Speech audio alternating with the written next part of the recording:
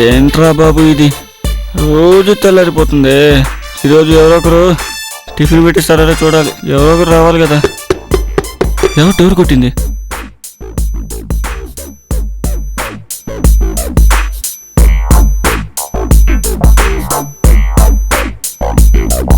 Hi బావా. నువ్వెందుకు వచ్చావు? ఏమైంది?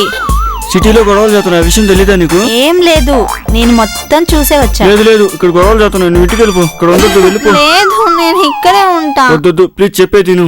లేదు, నేను ఇక్కడే ఉంటా. అబ్బా, నాకు ఆకలేస్తుంది. ఊరి నుంచి తినడానికి వచ్చావా? తీసుకొస్తాలే.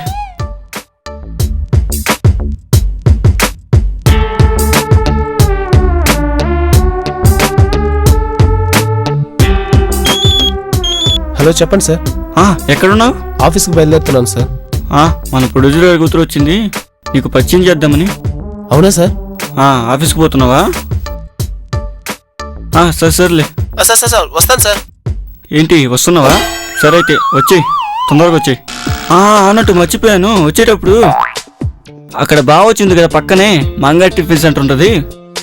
ఆ నుంచి వచ్చేటప్పుడు టిఫిన్ తీసుకో. ఒక ఉల్లి దోశ, ఒక మసాలా దోశ, ఒక ప్లేట్ ఇడ్లీ తీసుకో. సరే సార్, అలాగే తీసుకొస్తాను. వచ్చేటప్పుడు తీసుకొచ్చి. మర్చిపోయాను, పక్కనే కిల్లీ షాప్ ఉంది, అక్కడ కిల్లీ తీసుకొచ్చి. Okay sir.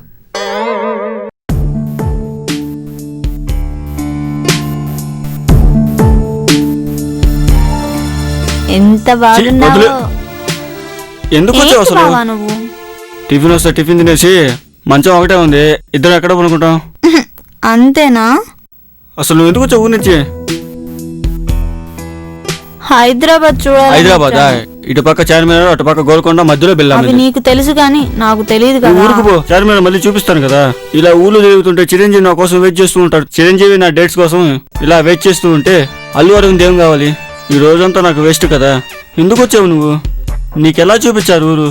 నేను బిజీ పర్సన్ కదా. నువ్వు బిజీ అని తెలుసు బావా.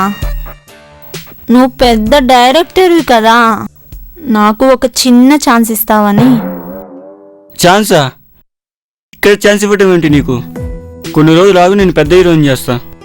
కొంచెం టైం పడుతుంది, వెయిట్ చెయ్యి. అప్పుడు సంగతి అప్పుడు చూద్దాం. ముందైతే నాకు హైదరాబాద్ చూపించు. ఎలా చూపించారు ఊరు? బావా, అబ్బా, నేను చెప్పింది నీకు అసలు అర్థం కావటం లేదు. అబ్బా, నేను పోయి టిఫిన్ తీసుకొస్తా ఉండు.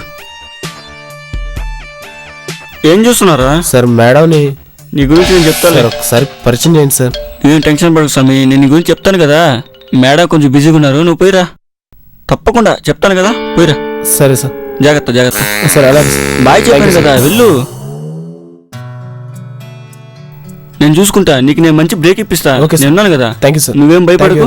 ఓకే, జాగ్రత్త. Thank you sir. Bad luck.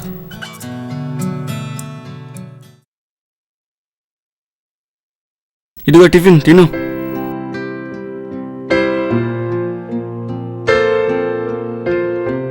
ఎవరు బావా అతను? నా అసిస్టెంట్.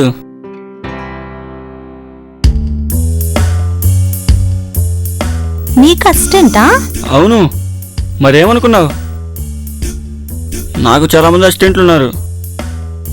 ఇక్కడ మీ బావ పెద్ద తోపు తెలుసా? నేను లేనిదే చిరంజీవి బయటికి పోలేడు, లోపలికి రాలేడు. ఇండస్ట్రీలో ఎంత పెద్దోడైనా నాకు ఫోన్ చేసి ఏం చేయాలని అడగాల్సినోడే. నేను పెద్ద పోటుగాని తెలుసా? అవునా? మరేమనుకున్నావు? నేను చాలా బిజీ పర్సన్ తెలుసా? అవునా? ఇండస్ట్రీలో ఎంత పెద్ద సినిమా అయినా కానీ నా చేతుల మీదుగానే ఓపెన్ అవ్వాలి. పడుకో, ఇప్పుడే వస్తాను.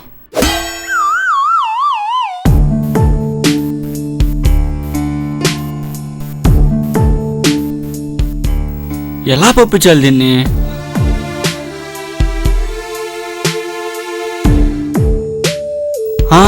ఐడియా.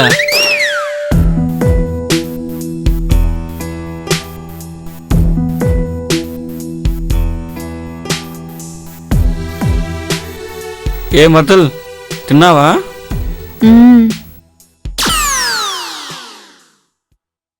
బెడ్ ఒకటే ఉంది, ఇద్దరు ఎలా పడుకుంటాం చెప్పు? నా మాట విని ఊరెళ్దు పదా. బెడ్ ఒకటే ఉంది, ఇద్దరు ఎలా పడుకుంటాం చెప్పు? ఊరెళ్దు పదా. నువ్వు ఇటు తిరిగి పడుకో, నేను అటు తిరిగి పడుకుంటా. చెప్పిన మాటినవా? ప్లీజ్ బావా. సరే నీ ఇష్టం. నిన్ను నిద్దట్లో కాలు చేతులు వేస్తాను. పర్లేదు కదా? నన్నేమనుకోకూడదు. ఓకే. పొరపాటున ఏమైనా జరిగితే నన్నేమనుకోకూడదు మళ్ళీ, తెలుసా?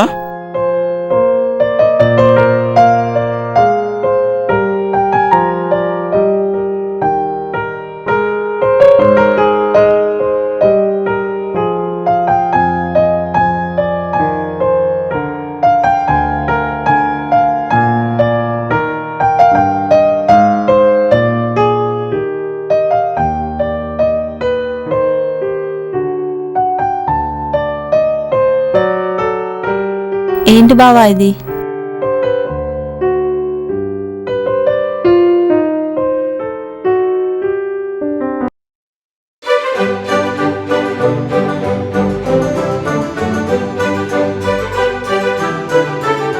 వచ్చిందా? చెప్పేది విను. నేను వెళ్తాను. నా మాట విను. వద్దులు బావా, నేను వెళ్ళిపోతున్నాను. నీకు దండం. వద్దు, నా మాట విను please please please. Yahoo! A